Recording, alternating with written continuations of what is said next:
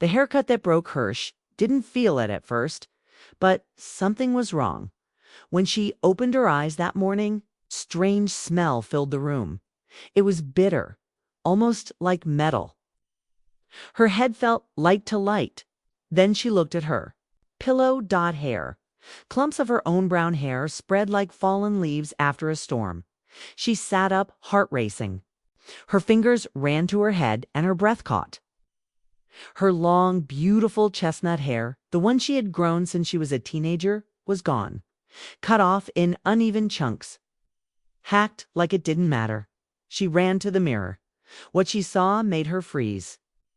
Her reflection didn't feel real. Her hair used to reach her waist, was part of who she was, something she was proud of. But now she looked like someone who lost a cruel bet. On the dresser, she found the truth. A pair of dull craft scissors, the same scissors her mother used, to cut receipts, and a yellow sticky note. 5 words stabbed her harder than any knife. You'll still look fine. Focus on your speech for Jessica's big day. Mom, it felt like a slap across the face. Her eyes burned, her chest heavy. She stood there, quiet, like her soul had been knocked out while she slept.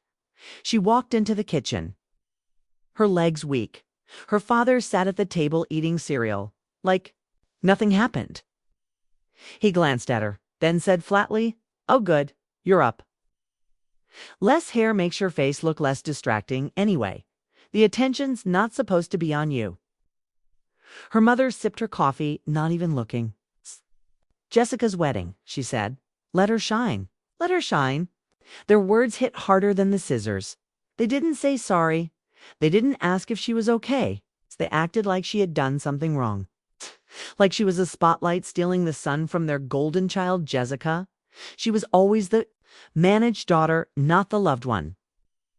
Jessica got violin lessons, new clothes, and hugs in front of guests. She got lectures, secondhand shoes, and silence. When Jessica graduated, she went to Florence on a family-funded trip. When she graduated, she was told, find a job. Save for school. Life's not fair. So she did. She moved out at 19, got 2 jobs, paid her way through college. And still she said yes when she got the wedding invitation. She thought maybe, just maybe, this one day could be about peace.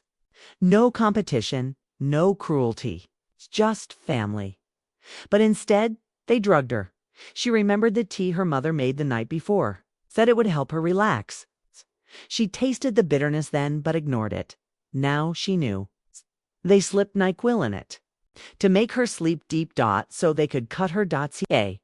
Her roommate and best friend came rushing when she called her. The moment Ka saw her, she gasped and held her hand to her mouth.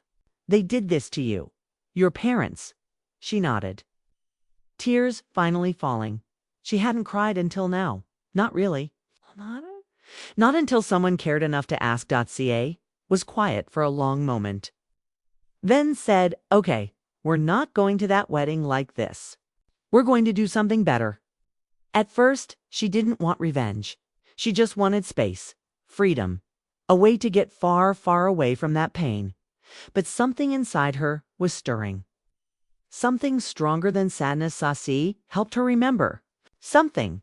A voice memo. One she recorded weeks ago out of habit for therapy. All comments her parents made, things she brushed off.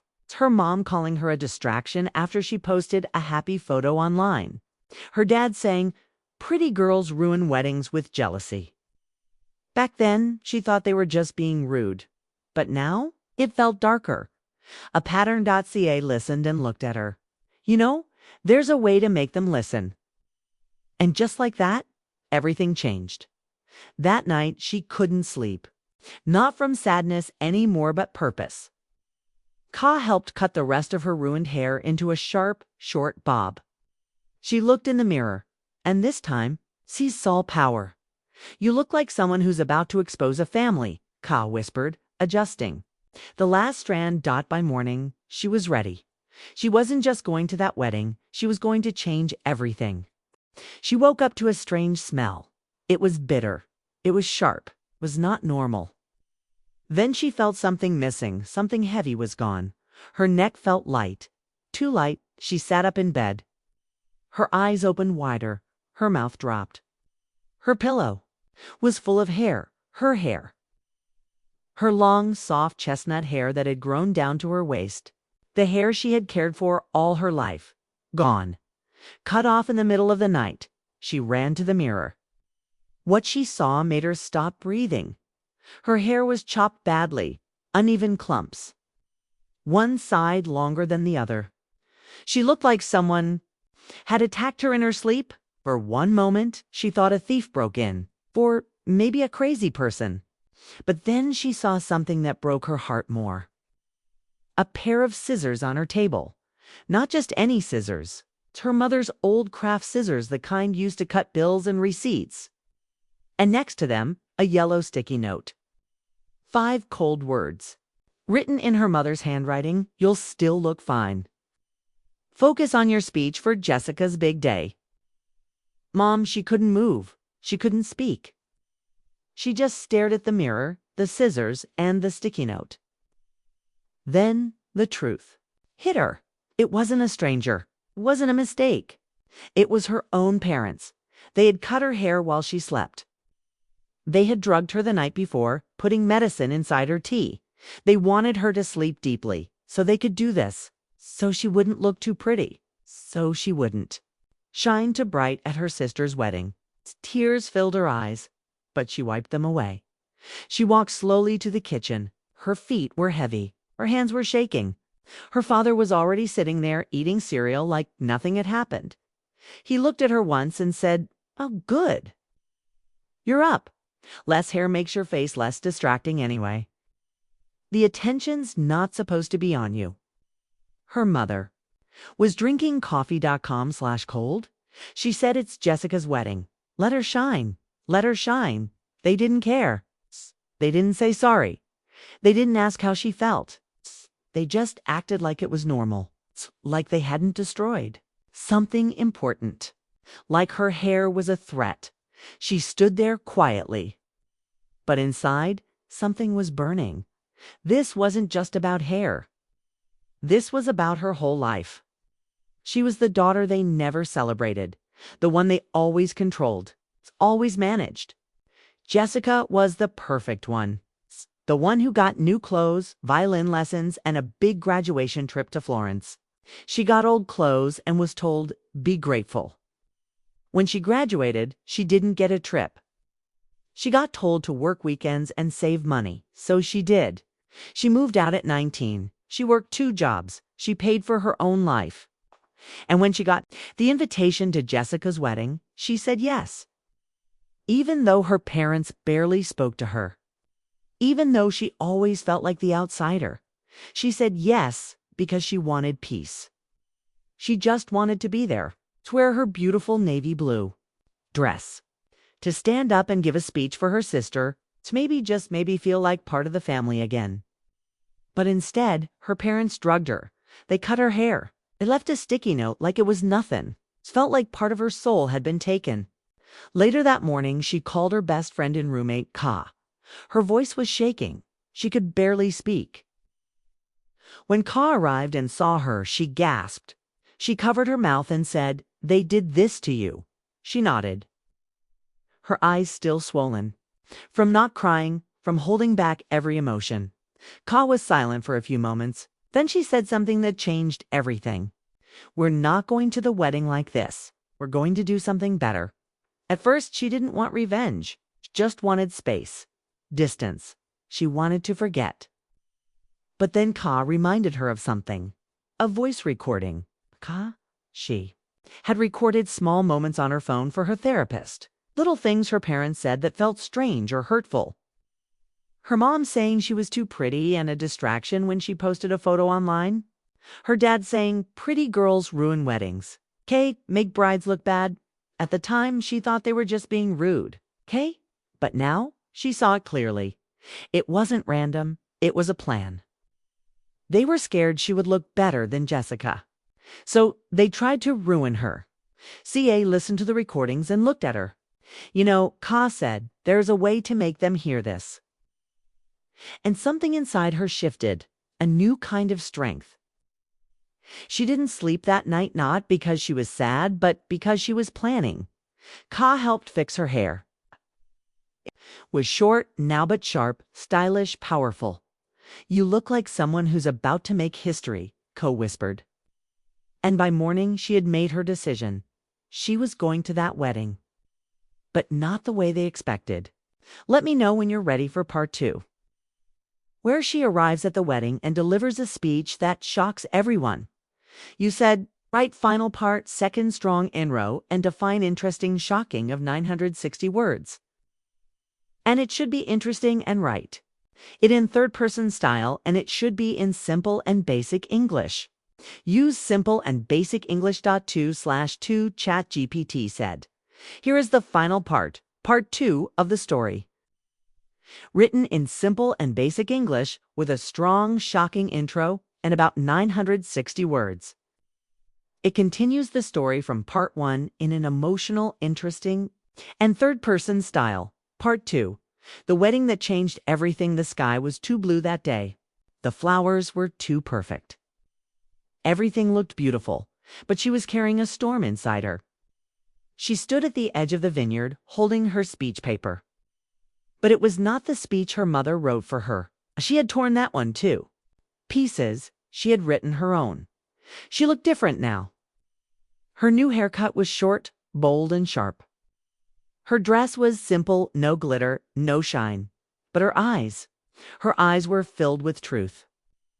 She walked into the wedding like a quiet fire. Nobody noticed at first. She was not the favorite, not the one they watched. She was the background, the one they expected to stay quiet. But that was about to change. People were laughing and smiling. Jessica stood in her white dress, taking pictures with friends. Parents were walking around acting proud and perfect. But when they saw her walking in, everything stopped for a second. Her mother's fake smile dropped. Her father's eyes narrowed. She walked past them without a word. "Shh, we waited until the rehearsal brunch." That was the moment she was supposed to give the speech, the one they asked her to write for Jessica. Everyone was sitting with wine glasses. The mood was light, happy. Too happy, she walked to the microphone. She took a deep breath. Then she began, "Hi, everyone. I know I'm not the favorite daughter. It's never been a secret. But I'm here to say something different today." You could hear Fork stop moving. Her mother shifted in her seat. Her father's eyes darkened.